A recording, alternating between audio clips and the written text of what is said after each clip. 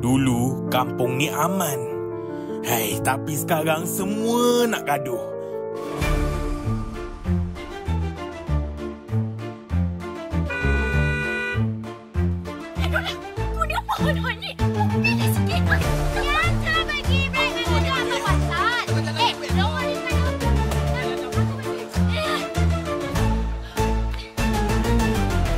Aku ni ketua kampung tau. Tanah tu untuk anak kita.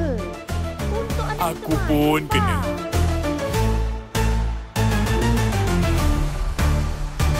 Assalamualaikum. Saya nak mengadu tentang anak saya sekarang ni. Apa nak boleh jadi sekarang? Masalah-masalah ni semua takkan saya nak kena fikir. Tok, tolonglah faham Tok. Saya ni tak boleh buat apa tu. Anak saya tu.